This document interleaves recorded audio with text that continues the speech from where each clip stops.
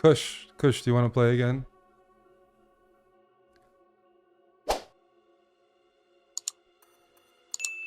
You do? Okay, let's try the advanced variation. Let's mix it up.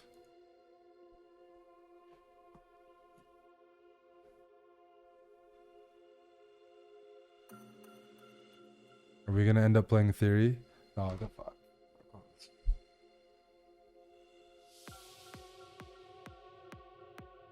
No. This is supposed to be good for white, but you have to like memorize a fucking million moves.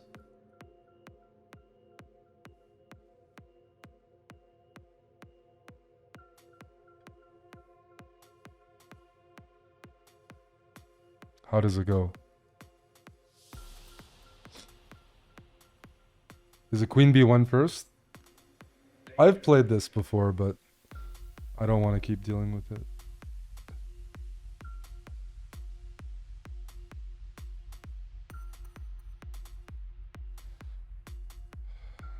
How does it go? Oh man.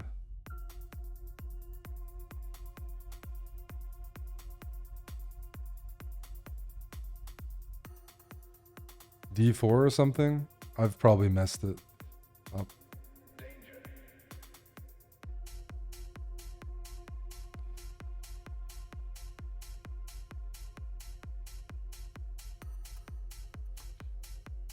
Okay, rook takes b4, knight b4, knight d6 check. It's also rook b4, knight b4.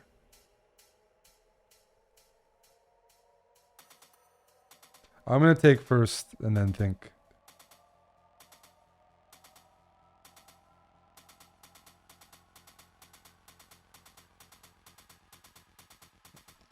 This is tempting me. Here, here, here, here, here. Can I do that? Am I infatuated with the wrong stuff? Sorry, here, bishop here, queen here, knight here. Do I trap the queen? I'm messing this up for sure. I trap the queen, but they get some counterplay, right?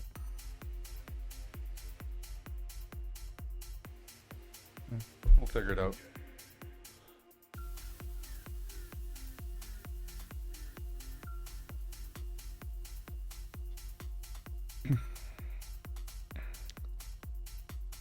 This is not too good looking.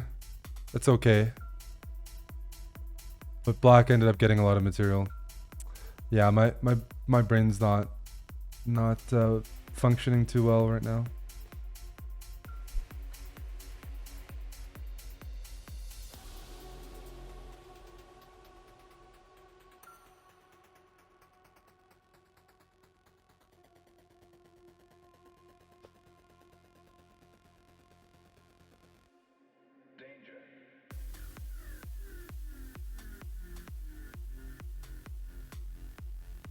But there should be some counterplay with the two pieces here.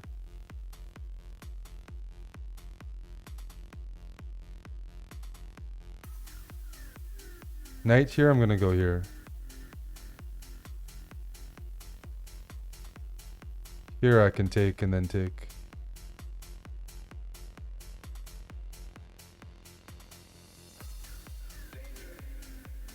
Check, check, check. Check.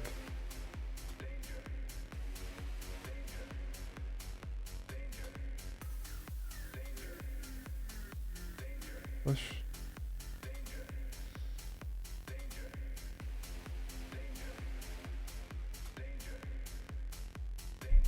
Good stuff. Good stuff.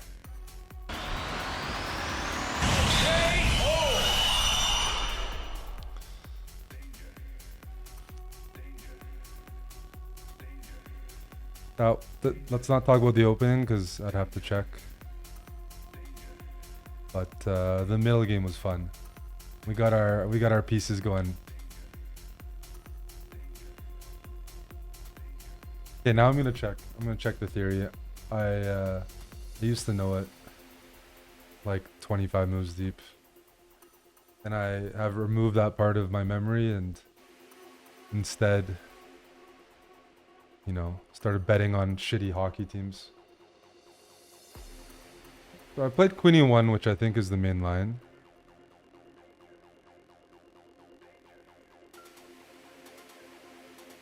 But here, bishop takes is the move.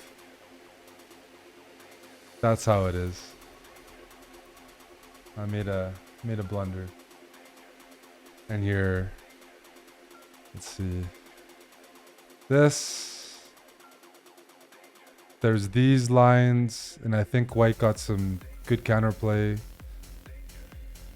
B6, you're like in trouble. Or not in trouble. Whatever, it's some theory, but white's down a pawn, but they're gonna get the pawn back in most variations. So a good story about this line that most people don't know is it started getting popular like 2012, 2013. It was critical.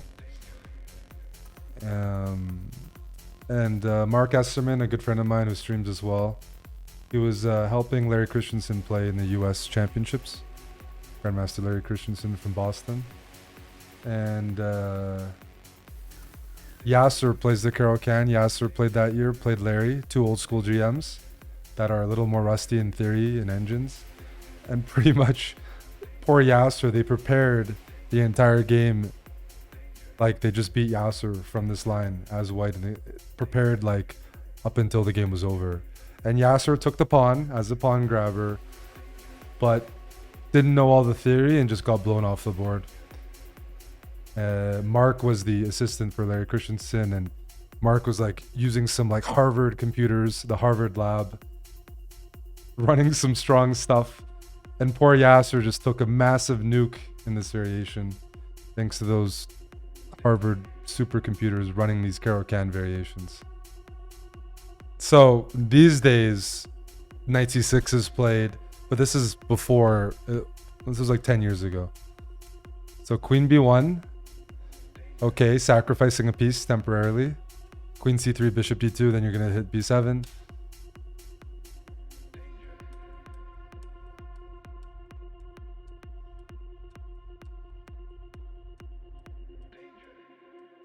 Poor Yasser lost his queen in 19 moves. And even when you lose your queen, there's no salvation. Just got spanked in this variation.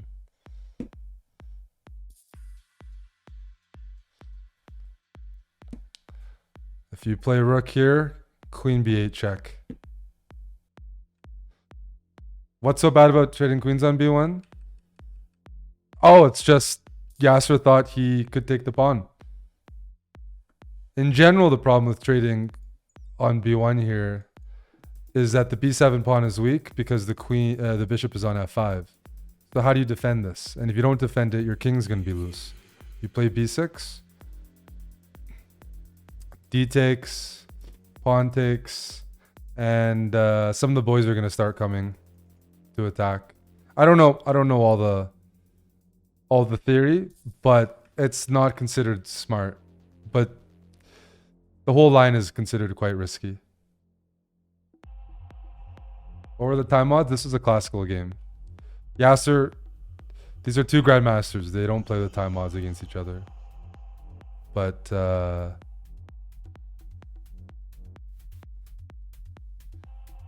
what should he have played? Probably not gone for that variation. It risks running into prep. If you want to ask why didn't they take c3? Because of bishop here.